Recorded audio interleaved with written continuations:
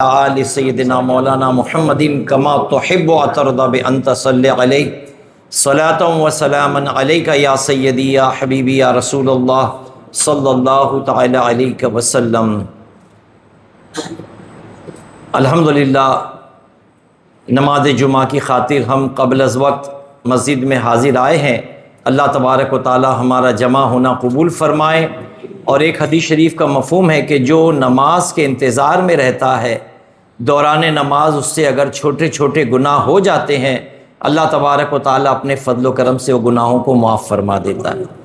یہی فضیلت فرمائی گئی کہ جو ایک جمعہ سے دوسرے جمعہ کے انتظار میں رہتا ہے تو اللہ تبارک و تعالی اپنے فضل و کرم سے جمعہ کے انتظار کے صدقے اس کے چھوٹے چھوٹے گناہوں کو معاف فرما دیتا ہے۔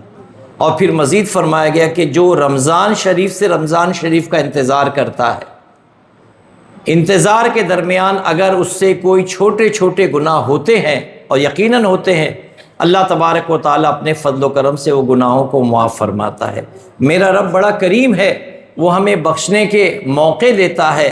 ایک ہم ہے کہ ہم اپنے آپ کو جنت کے راستے پر نہ ڈالتے ہوئے ہم اللہ کے ناپسندیدہ لوگوں کے راستے پر اپنے آپ کو ڈالنے کی کوشش کرتے ہیں۔ اللہ تبارک و تعالی ہمیں اس کی عبادت اخلاص کے ساتھ کرنے کی توفیق عطا فرمائے، اور اللہ تبارک و تعالی اپنے قرب خاص سے ہمیں نوازے۔ میرے عزیزوں، یہ دنیا بڑی تیزی کے ساتھ آگے کی طرف رواں دواں ہے، اور بہت سے مشاہدے ہم اپنی ماتھے کی آنکھوں سے دیکھتے ہیں کہ دنیا میں کیسے کیسے معاملات پیش آتے ہیں۔ یہاں تک کہ لوگ دنیا کے لیے اتنے ذلیل و رسوا بھی ہو جاتے ہیں کہ اپنا دین مذہب چھوڑنے کو بھی راضی ہو جاتے ہیں، اور بعض ایسے بھی ہیں کہ محض دنیا کی خاطر اپنے ماں باپ کو قتل بھی کر دیتے ہیں۔ بعض ایسے بھی ہیں جو اپنے بھائی کے خون کے، یعنی اپنے باپ کا جو خون ہے، اپنا بھائی، اس کی دل آزاری کرتے ہیں، اس کو ناراض کرتے ہیں۔ ایک باپ سے جنے ہوئے ہمارے اپنی بہنیں بھائی سے ملے برسوں ہو جاتی ہیں۔ کئی گھر ایسے بھی ہیں، حالانکہ بھائی بہن کا رشتہ کتنا مقدس رشتہ ہے کہ پیدائش سے لے کے جوانی تک دونوں ایک ہی گھر میں، ایک ہی آنگن میں، ایک ہی چھت کے نیچے اپنے ماں باپ کے محبت کے سائے تلے پلتے چلے آتے ہیں۔ لیکن اللہ جانے یہ دنیا کی تھوڑی سی دولت، جائیداد زمین کی شکل میں، زیور کی شکل میں، یہ ایسا وبال جان بن جاتی ہے کہ کبھی کبھی ہمارے یہ خونی رشتے بھی ایک دوسرے کی دشمنی پر آمادہ ہو جاتے ہیں، اور ایسے دشمن ہو جاتے ہیں کہ میت تک آنے کی نوبت نہیں آتی کہ ایک مر گیا تو دوسرا اس وقت تک آنے کو نہیں آ پاتا، یا دشمنی اس نتیجے تک پہنچتی ہے کہ میت کے گھر جانے پر بھی اس کو وہ دشمنی روک لیتی ہے۔ تو میرے عزیزوں، دنیا میں ہم سب کا مشاہدہ ہے، سونا چاندی زمین جائیداد پڑی کے پڑی رہ گئی، اور ہزاروں لوگ اس کا دعویٰ کرنے والے آج زمین کے اندر چلے گئے۔ کئی ایسے ہیں جو زمین کے اوپر رہتے ہوئے یہ میری زمین ہے، یہ میری جائیداد ہے، لیکن راتوں رات وہ دنیا نے ان کو، زمین نے ان کو نگل لیا، وہ مر گئے، زمینیں ویسی پڑی، جائیداد ویسے پڑے، سونے چاندی ویسے پڑے، اور وہ آدمی دنیا سے نکل گئے۔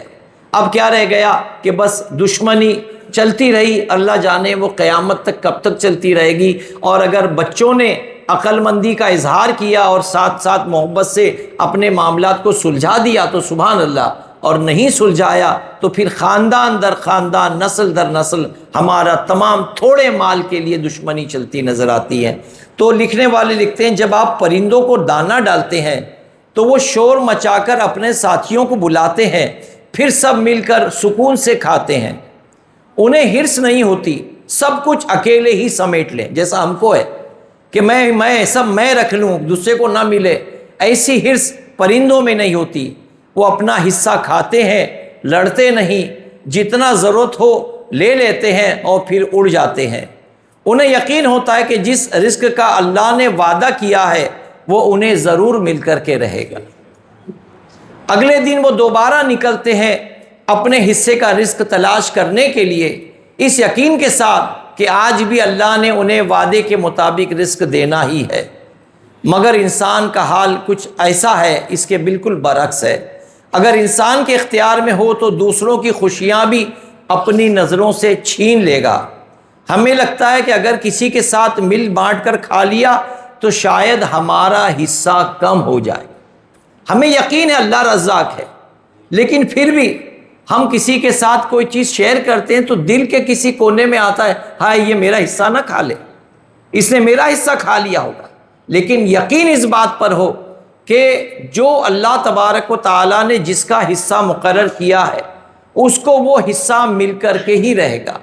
اور فراغ دلی سے اگر آدمی نے کام لیا تو پھر اللہ تبارک و تعالیٰ غیب سے اس کی اس طرح مدد فرمائے گا کہ اسے یقین نہیں ہوگا، اعتبار نہیں ہوگا کہ میرے رزق میں اللہ نے کہاں سے برکت دیتی۔ کہتے ہیں کہ دو بھائیوں نے مل کر ایک کھیت کو جوتا، اور جوتنے کے بعد جب فصل نکل گئی تو بڑے خوش ہوئے کہ اللہ نے بہت زیادہ اناج ان کو دے دیا۔ اب دونوں بھائیوں نے چونکہ ساتھ میں محنت کی تھی، ایک بڑا بھائی ایک چھوٹا بھائی، دونوں نے مل کر اناج بالیوں سے اتار لیا اور اناج کے دو ڈھیر بن گئے۔ دو ڈھیر اس طرح بنے کہ بڑے بھائی کا ایک حصہ اور چھوٹے بھائی کا ایک حصہ۔ جب اناج تیار ہو کر دو ڈھیر میں تبدیل ہو گیا، دو ڈھیر بن گئے، اب بڑے بھائی نے چھوٹے بھائی سے کہا کہ بیٹا جا اب یہ تیرے حصے کا اناج تیرے گھر میں رکھ کر آ۔ چھوٹے بھائی نے کہا کہ بھیا ایک ہی برتن ہے، بہتر ہے کہ پہلے میں رکھوں یا تم رکھو، جا کر رکھ کے آؤ۔ اب بڑے بھائی نے برتن میں وہ اپنا اناج منتقل کیا اور اپنے گھر میں ڈالنے کے لیے رکھنے کے لیے وہ چل پڑا۔ چھوٹے بھائی کے دل میں آیا کہ یہ میرا بڑا بھائی ہے، یہ میرے باپ کی جگہ ہے، بڑی شفقت کرتا ہے، اس کی بیوی بھی ہے، بچے بھی ہے۔ اپنے حصے میں سے اس نے دو لیا اور بھائی کے حصے میں ڈال دیا، دو لب بھر کے بھائی کے حصے میں ڈال دیا۔ اب بھائی نے اناج تو اپنے گھر میں ڈال کر آ گیا تھا، جب وہ واپس آیا تو اس نے کہا کہ چھوٹے اب تو ڈال کر آ تیرے گھر میں۔ اب چھوٹے نے اپنا برتن بھرا، جب وہ گھر گیا تو بڑے بھائی کے دل میں آیا کہ تو میرے بچے کی مثل ہے، میرا چھوٹا بھائی ہے، میری اولاد کی مثل ہے۔ آج میں بوڑھا ہو گیا لیکن یہ تو توانا ہو رہا ہے، اگر اس کے گھر میں کچھ زیادہ پہنچ جائے تو مجھے خوشی ہوگی، وہ میرا ہی گھر ہے۔ اس نے اپنے حصے میں سے دو لب بھر کر کے وہاں ڈال دیا۔ کہتے ہیں کہ جب دن بھر دونوں ڈالتے رہے، اپنے گھروں میں اناج انڈیلتے رہے، لیکن یہاں کا اناج ختم ہونے کا نام نہیں لیتا، یہاں کا اناج ختم ہونے کا نام نہیں لیتا، حالانکہ اپنے گھر میں ان کا بھر دیا گیا، لیکن یہ اللہ نے برکت رکھی ہے۔ یہ برکت آج ہمارے درمیان سے اٹھ گئی ہے۔ ہم سب چاہتے ہیں میرے پاس رہ جا، میں رکھ لوں، میں رکھ لوں، میں رکھ لوں، میں کر لوں۔ بڑا دکھ ہوتا ہے کہ انسان اتنا ہرسی کیوں ہو گیا، حالانکہ ہزاروں کو اپنے ہاتھوں سے قبر میں اتارتا۔ ایک مرتبہ میری دکان سے ایک آدمی نے کچھ سامان لیا اور مجھے پیسے دے کر چلا گیا، اس کے ہاتھ میں سامان نہیں تھا، پیسے دے کر چلا گیا۔ تو میں نے اپنے سیلس مین کو بلا کر پوچھا اس نے کچھ سامان نہیں لیا، پیمنٹ کر کے گیا؟ تو میرے سیلس مین نے کہا کہ ہنستے ہنستے کہا کہ نہیں وہ روز آتا ہے اور سامان لے جاتا ہے۔ میں نے کہا اس کے ہاتھ میں تھیلی تو نہیں ہے؟ تو ہنستے ہوئے کہا کہ نہیں وہ روزانہ کاجو کتلی لے جاتا ہے اور ڈبے میں نہیں لیتا، وہ فوائل میں پیک کر کے جیب میں رکھ کے لے کے جاتا ہے۔ میں نے پوچھا ایسا کیوں کرتا ہے؟ تو مسکرا کر میرے سیلس مین نے کہا کہ وہ بولتا ہے کہ اس کے ہال میں اس کے ماں باپ، بوڑھے ماں باپ بیٹھے رہتے ہیں، تو وہ اگر کاجو کتری ڈبے میں لے کے جائے گا تو ماں اور باپ کی نظر پڑ جائے گی، تو اس میں ماں باپ کو بھی دینا پڑے گا۔ وہ پوڑی باندھ کر چھپا کر جیب میں رکھ کر ڈائریکٹ اپنے بیڈ روم میں چلے جاتا ہے اپنی بیوی بچوں کو کھلانے کے لیے۔ دیکھیں سوچیں تو صحیح کہ یہی وہ ماں باپ ہے جس نے اپنے منہ کا نوالا نکال کر تمہیں کھلایا۔ بلکہ کہنے والے کہتے ہیں کہ سب سے جھوٹا اگر دنیا میں کوئی ہے تو وہ ماں ہے، ماں۔ اس لیے کہ پیٹ خالی بھی ہوتا ہے تو اولاد کے آگے روٹی رکھ کے بولتی بیٹا تو کھا لے، میرا پیٹ بھرا ہوا ہے۔ سب سے جھوٹی جو ہے وہ ماں ہوتی ہے۔ لیکن یہاں یہ حال ہے کہ بیٹا اپنے ماں باپ کے ساتھ زندگی گزارنے کے بعد اپنی بیوی کو اتنا عزیز رکھتا ہے کہ اگر کوئی چیز لاتا ہے تو چھپا کر اپنے بیوی بچوں کو کھلاتا ہے، اپنے بوڑھے ماں باپ تک نہیں پہنچاتا۔ تو یہ دنیا کا ایک ہرس ہے، یہ ہرس ہے کہ وہ جنہوں نے ماں باپ نے اپنے منہ کا نوالا کھلایا، اپنا خون پلا پلا کر ماں باپ نے پالا ہے، آج ہم اپنے ماں باپ کو اخلاق بھول جاتے ہیں، انہیں جو ہے اگنور کرتے ہیں، انہیں اپنی نظروں سے دور کر کے اپنی زندگی خوشحال بنانے کی کوشش کرتے ہیں۔ تو یاد رکھیں ماں باپ کی رضا کے بغیر اللہ تبارک و تعالیٰ نہ تمہاری دنیا کو آباد کرے گا نہ تمہاری آخرت کو آباد کرے گا۔ تو ماں باپ کو راضی کریں، ماں باپ کی دل جوئی کریں، ان کے دعا میں اللہ نے وہ تاثیر رکھی ہے کہ آج بابا مخدوم ماہمی رحمۃ اللہ علیہ کو جو ولایت کا درجہ ملا ہے یہ محض ماں کی دعا سے ملا ہے۔ اللہ تبارک و تعالیٰ نے اولاد کے لیے جو ذمہ داری دی ہے والدین کی، آج کیا ہم وہ ذمہ داری نبھاتے ہیں؟ تو ہم پر کئی طریقے کی ذمہ داری ہے، ماں باپ کی ذمہ داری ہے، نو ڈاؤٹ بیوی بچوں کی ذمہ داری بھی ہے، لیکن ماں باپ کا حق مار کر بیوی بچوں کو کھلانا یہ کہاں کی دانش مندی؟ پھر ماں باپ کے ساتھ بیوی بچوں کے ساتھ ہمارے معاشرے میں ہم کو بھائی بہنوں کے حقوق ادا کرنے ہیں، پڑوسیوں کے حقوق ادا کرنے ہیں۔ یہ تمام حقوق ادا کرنے کے بعد اگر ہم اللہ تبارک و تعالیٰ کی بارگاہ میں سر بسجود ہو کر کہہ دیں کہ اللہ میں نے اپنی جانب سے سب کے حقوق ادا کر دیے، اے میرے رب تو میری خطاؤں کو معاف فرما اور میری ان قربانیوں کو اپنی بارگاہ میں قبول فرما، یقیناً رب کی رحمت برسے گی اور اللہ تبارک و تعالیٰ ایسی راہ سے ہمیں رزق عطا فرمائے گا کہ ہمارے وہم و گمان بھی نہیں ہوگا۔ تو میرے عزیزوں، یہ انسان کی فطرت ہے کہ ہم حرص کرتے ہیں، ہم حرص کرتے ہیں، ورنہ حرص کرنے کی بجائے اگر ہم لوگوں پر کشادگی کریں، ہم لوگوں پر آسانیاں کریں، ہم لوگوں کے لیے قربانیاں دیں، انشاءاللہ اللہ تبارک و تعالیٰ کی بارگاہ میں یہ قربانی اگر مقبول ہو گئی تو پھر اللہ تبارک و تعالیٰ کی بارگاہ سے ہمارے لیے وہ انعام ہے کہ جو نہ ختم ہونے والی زندگی کا انعام ہے۔ دنیا تو کیا ہے، ہم 60 70 80 100 سال گزار کر دنیا سے نکل لیں گے، لیکن جو آخرت کا رب کا وعدہ ہے کہ آخرت کی زندگی ہے جو نہ ختم ہونے والی زندگی ہے، اور پھر ایسی زندگی کہ حدیث شریف کا مفہوم ہے، فرمایا گیا کہ میدان محشر میں اللہ تبارک و تعالیٰ ایک کو حکم دے گا، فرشتوں اس کو جنت میں لے جاؤ۔ فرشتے اسے جنت میں لے جاتے ہوں گے، راستے میں ایک آدمی ٹکرائے گا، وہ کون ہوگا؟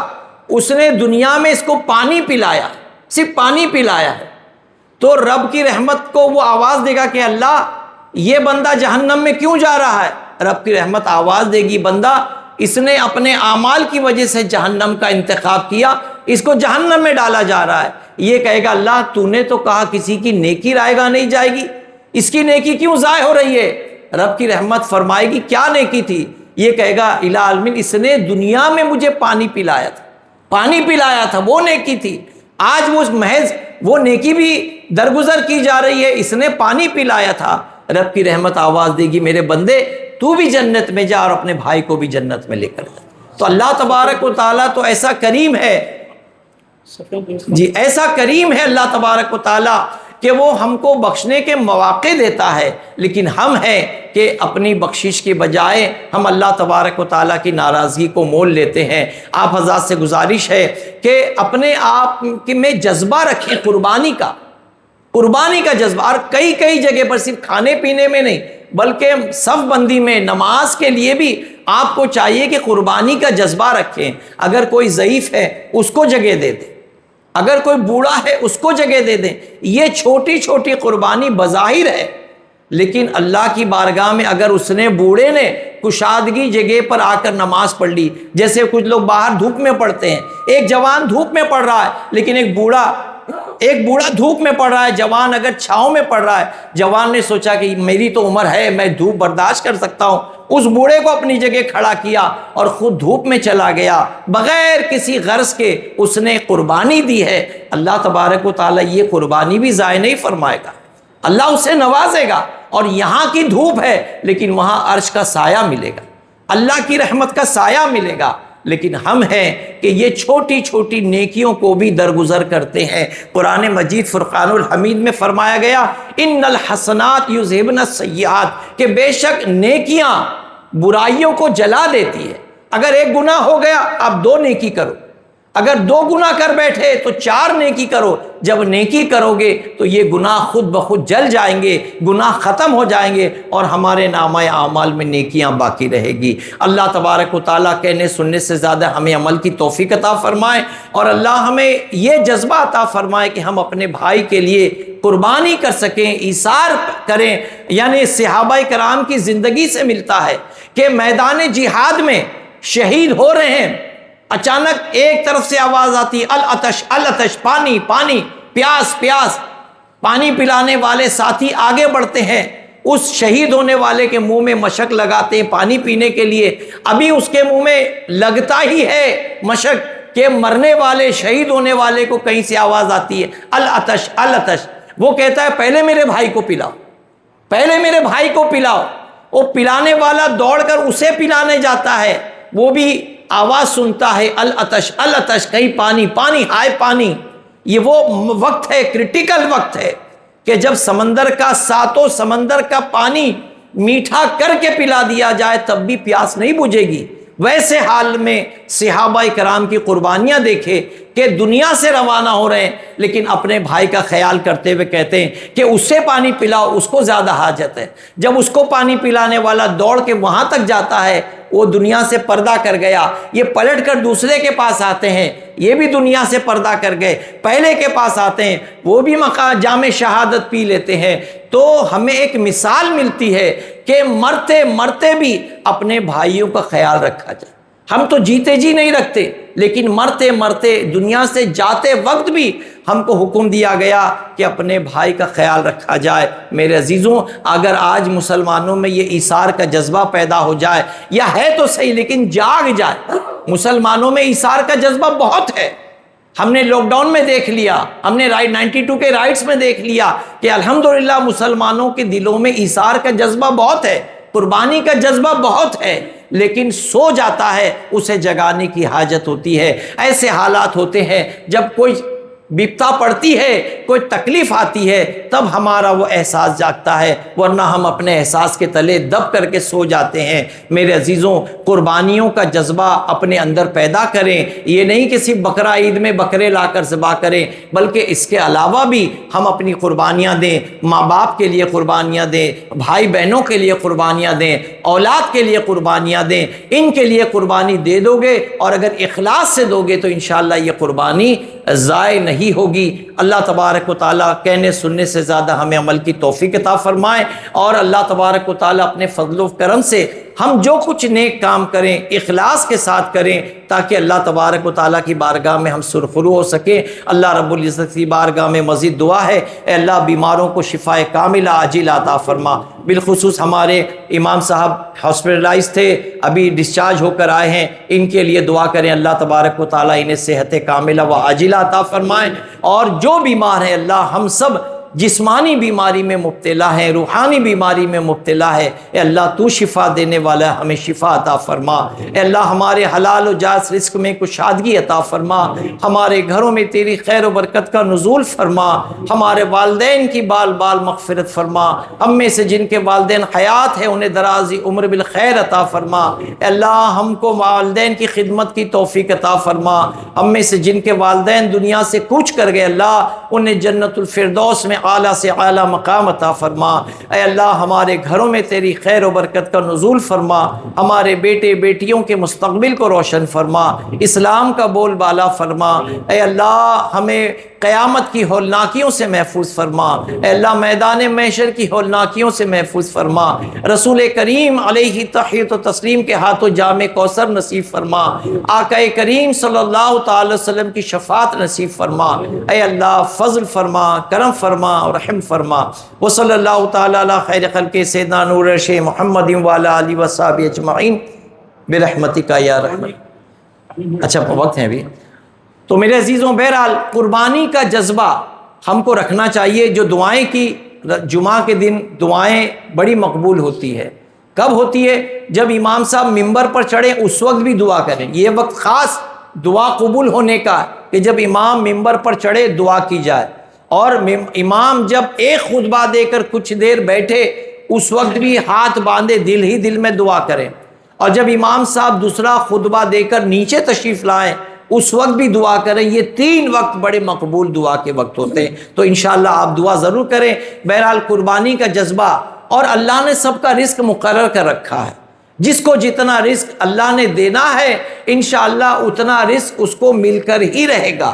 جیسے فرمایا گیا اللہ کی شان یہ کہ وہ رزاق ہے، جب رزق کی ذمہ داری اس نے لی ہے تو آدمی کیسا بھی ہو کہیں بھی ہو اس کا رزق اس کو پہنچایا جاتا ہے۔ یہاں تک کہ جو کیڑے مکوڑے پتھروں کے نیچے تہ در تہ اگر اپنا گھر بنا کے رہتے ہیں، اللہ تبارک و تعالیٰ ان تک بھی اپنا رزق پہنچاتا ہے۔ ان تک بھی پہنچتا ہے رزق۔ اور جو کیڑے مکوڑے ہیں یہ اپنا رزق اللہ تبارک و تعالیٰ کے فضل و کرم سے جہاں سے میسر آئے کھاتے ہیں۔ ایک حضرت انسان کو کہا گیا کہ وہ محنت مشقت کر کے اپنے رزق کا بندوبست کرے، اور اللہ دینے والا ہے، یا اس یقین کے ساتھ کہ میری صلاحیت پر، میری ایبیلٹی پر، کہ یہ میرا امپائر ہے، یہ میرا کاروبار ہے، یہ میری بلڈنگ ہے، یہ میری فیکٹری، یہ کچھ نہیں، اللہ نے جس کو نوازا ہے۔ آپ دیکھیں بڑی بڑی آفس میں کام کرنے والے آدمی اے سی میں بیٹھ کر ٹیبل پہ بیٹھ کے کام کرتے ہیں، اس سے زیادہ محنت ان کے مزدور کرتے ہیں، لیکن مزدور کی تنخواہ مختصر ہوتی ہے اور کئی گنا بڑھ کر کے مالک منافع کماتا کھاتا نظر آتا ہے۔ تو رزق کا جو ہے معیار یہ اللہ نے مقرر کر رکھا ہے، کس کو دینا ہے یہ رب قدیر کے ذمہ قدرت پر ہے کہ وہ کس کو کتنا دے۔ اب یہ ہماری ذمہ داری ہے کہ جب ہم رزق حاصل کریں تو اس کے ساتھ، اس نیت کے ساتھ حاصل کریں کہ اللہ تو نے مجھے رزق دیا ہے تو ان کے حقدار تک پہنچانے کی بھی مجھے توفیق عطا فرما۔ کہتے ہیں ہمارے ایک پڑوسی ملک کا ایک حکایت ہے، واقعہ بیان کیا گیا کہ ایک آدمی ایمبیسی میں ایمبیسڈر تھا، بڑی پوسٹ پر تھا، اس کو کسی کنٹری سے خبر ملی کہ آپ کو فلانی کنٹری میں جانا ہے پیپر سائن کرنے کے لیے۔ یہ صاحب تیار ہوئے، فوراً گھر پہنچے اور بیوی سے کہا کہ مجھے 1.5 گھنٹے 2.5 گھنٹے میں فلائٹ پکڑنی ہے، دوسری کنٹری جانا ہے، اور اللہ جانے وہاں کتنا رکنا ہے، کتنا ٹھہرنا ہے، تو تم میرا بیگ پیک کرو۔ بیوی نے کہا اب تم اس کنٹری میں جا رہے ہو جہاں پر حلال حرام کی تمیز نہیں ہے، تو دیکھو میرے گھر میں، اپنے گھر میں 2 مرغے ہیں، یہ مرغے ذبح کرتی ہوں اور اس کا گوشت بنا کر کچھ سالن بناتی ہوں، کچھ کباب بنا کر میں تم کو ٹفن دے دیتی ہوں۔ شوہر نے کہا جو کرنا ہے کرو لیکن جلدی کرو، مجھے فلائٹ پکڑنا ہے۔ اب بیوی نے فوراً 2 مرغے ذبح کیے، کچھ کا کباب بنایا، کچھ کا سالن بنایا، شوہر کا بیگ پیک کیا، 1-1.5 گھنٹے میں ریڈی کر کے بیگ لے کر کے، ٹفن لے کر کے شوہر کے حوالے کیا۔ شوہر گاڑی میں بیٹھا، ایئرپورٹ پہنچا، چونکہ ایمبیسی کا آدمی تھا، بغیر امیگریشن کے وہ فلائٹ میں بیٹھ گیا اور دوسری کنٹری میں بھی پہنچ گیا۔ جب دوسری کنٹری میں پہنچ گیا، وہاں لینے کے لیے ملک کے بڑے بڑے سربراہ آئے، یہ جو اس کی پوسٹ والے تھے وہ آئے، فلائٹ سے اترا، گاڑی میں بیٹھا، اور جب وہ کنٹری میں وہاں کی ایمبیسی میں جانے لگا تو جاتے جاتے راستے میں ٹریفک میں ایک سگنل پر ان کی گاڑی رک گئی۔ جب گاڑی رکی تو اس نے دیکھا کہ سگنل پر ایک عورت اپنے بچے کے ساتھ کھڑی ہے۔ اس کو رحم آیا، اس نے اپنی گاڑی کا شیشہ نیچے کیا، کانچ نیچے کی، کھڑکی کھل گئی، اس نے اپنا ٹفن نکال کر وہ بڑھیا کو، اس عورت کو اور بچے کو دے دیا، کانچ بند کی، گاڑی آگے بڑھ گئی۔ اب جب گاڑی آگے بڑھ گئی، ایمبیسی میں پہنچی، آفس میں پہنچی، اب اس کا پہنچنا تھا کہ اندر جو ورکر تھے وہ بھی باہر ریسیو کرنے آئے، اور جب لے کر اندر گئے تو جاتے جاتے کہا کہ سر آپ کا آنا یوزلیس ہوا، بیکار ہوا، جو ڈاکیومنٹیشن تھے وہ ہو چکے، آپ کا آنا بیکار ہوا۔ تو کوئی بات نہیں، آپ تھوڑا چائے پانی پی کے چلے جائیے۔ یہ بیٹھ کر کے پانی پیا، کولڈ ڈرنک پیا، پھر گاڑی میں بیٹھا اور پھر ایئرپورٹ پہنچا، فلائٹ ریڈی تھا، فلائٹ میں بیٹھا اور اپنی کنٹری آ گیا۔ جب کنٹری آنے لگا تو راستے پر سوچ رہا تھا یار میں صرف مرغے کا کباب اور مرغے کا سالن دینے وہاں گیا تھا، اس کنٹری میں خالی میں مرغے کے کباب اور سالن دینے گیا تھا، میرا کچھ کام ہی نہیں تھا۔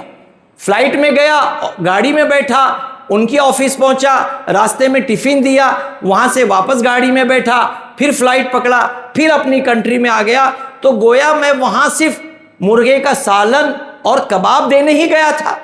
پھر دھیان آیا کہ اللہ رزاق ہے، اس کے نصیب کا رزق اللہ نے مرغے کی شکل میں میرے گھر میں رکھا تھا، اس کا رزق میرے پاس تھا، تو اللہ نے یہ بہترین سبیل پیدا کی کہ وہ پکا پکایا کھانا میرے گھر میں پکا، میرے گھر میں تیار ہوا، اب میرے ذریعے اس کنٹری تک پہنچا، اور اس کنٹری میں پہنچ کر اس جس کا حقدار تھا اس کے حق تک وہ ٹفن پہنچ گیا، اور پھر میں واپس پلٹ کر آ گیا۔ تو یہ میرے رب کا وعدہ ہے کہ جس کا رزق ہوگا اللہ تبارک و تعالیٰ اس تک پہنچائے گا۔ ایک ہماری تمہاری کمزوری ہے کہ یہ میں نے کمایا، یہ میرا ہے، یہ میرا ہے، ہم یہ کہہ کے لڑتے جھگڑتے رہتے ہیں۔ ہونا یہ چاہیے کہ اللہ پہ توکل کریں کہ یقیناً اللہ کی ذات ہی دینے والی ہے اور اللہ کی ذات ہی لینے والی ہے، وہی دینے والا ہے، وہی لینے والا ہے۔ کئی ایسے آج نے نیوز دیکھا ہے، سنگانیہ جیسے جس کے کروڑوں روپے کا جو ہے بزنس تھا، لیکن بیٹے نے جائیداد پہ قبضہ کر کے کرائے کے مکان پہ رہنے پر مجبور کر دیا. کرائے کے مکان میں آدمی مر گیا جو اتنی بڑی ریمنٹ کا مالک تھا. تو یہ دنیا کی مثالیں ہماری نگاہوں کے سامنے ہیں، لیکن ہمارا شعور کیوں نہیں جاگتا؟ ہم کیوں نہیں سمجھتے؟ ہماری نگاہوں کے سامنے کسی کے اپ اور کسی کے ڈاؤن کی خبریں ملتی ہے، اور یہ مثال ہے کہ صبح سورج نکلتا ہے، رات میں اندھیرا ہوتا ہے. اگر کوئی پریشانی میں ہے تو وہ پریشان نہ ہو کہ ابھی شام کا سایہ ہے، انشاءاللہ سورج طلوع ہوگا. اگر کچھ پریشانی ہے تو یہ وقتی طور پر ہے، اللہ تعالیٰ کچھ سبیل نکالے گا. لیکن اپنے رب کو منانے لگے، اپنے رب کو راضی کرنے لگے. اگر رب راضی ہو گیا تو انشاءاللہ پھر دھوپ چھٹ جائے گی اور پھر سایہ نمودار ہوگا. ہم اللہ کو راضی کرنے میں لگ جائیں. اللہ اگر ہم سے راضی ہو گیا، اگر دنیا دار کو راضی کیا، دنیا دار راضی ہو گیا، تو بہت کیا ہوگا؟ ہمیں رہنے کو مکان دے دے گا، ہمیں کچھ خرچ کرنے کو لاکھوں روپیہ دے گا. لیکن میرا رب تو ایسا کریم ہے، ایسا کریم ہے کہ وہ دنیا بھی سنوار لے گا، قبر بھی سنوار دے گا، اور انشاءاللہ آخرت کی جو نہ ختم ہونے والی زندگی ہے وہ اس کا وعدہ ہے کہ میرے بندے تو نے میرے وعدے کے مطابق اگر زندگی گزارا تو دیکھ میں نے تیرے لیے جنت میں کیسے کیسے عمدہ محل اور کیسے کیسے محلات کے ساتھ زمینیں بنا رکھی ہے کہ جس کے تیرے محل کے نیچے سے تحیت الانہار کے نیچے سے جو ہے نہریں بہتی ہے. ایسے بڑے بڑے محل میں نے تیار کیا ہے. یہ کس کے لیے؟ یہ اس کے لیے جو ایثار کرے، جو قربانی کرے، حقداروں تک حق پہنچا دے، اور پھر وہ میرا بندہ ہو کر دنیا سے آئے تو میں اس کو خوش دلی کے ساتھ میرے فرشتے اس کو ویلکم کریں گے، اور پھر اس کا ٹھکانہ جنت میں ہوگا جہاں کی عمر کم سے کم 30 سال کی ہوگی. اس کو بڑھاپا نہیں آئے گا، ضعیفی نہیں آئے گی، کمزوری نہیں آئے گی، اور شان و شوکت کے ساتھ وہ جنت میں اپنی زندگی گزارے گا. اور کیسی زندگی؟ نہ ختم ہونے والی زندگی گزارے گا. اللہ تبارک و تعالی ہمیں جنتی کام کرنے کی توفیق عطا فرمائے، اور ہر وہ کام سے اللہ ہمیں محفوظ فرمائے جس سے اس کا غضب، جن پر اس کا غضب نازل ہوتا ہو. اللہ تبارک و تعالی فضل فرمائے، کرم فرما، رحم فرما. وصلی اللہ تعالی علی خیر خلق سیدنا نور عرش محمد وعلی آلہ وصحبہ اجمعین برحمتک یا رحمت.